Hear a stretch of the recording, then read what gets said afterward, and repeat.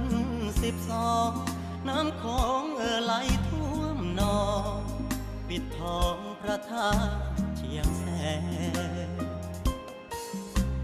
ของกันกลางระหว่างผมแดนเฮาบ่เห็นหน้าแฟนปิดแดนเสียแล้วละนาจังใดสิได้เจอน้องค่ำคืนได้ยืนจ้องมองเบิ่งโคงไหลลองใจหายของคงหูยอดชูอยู่ใสเขาให้เหตุงานอันใดฉะไหน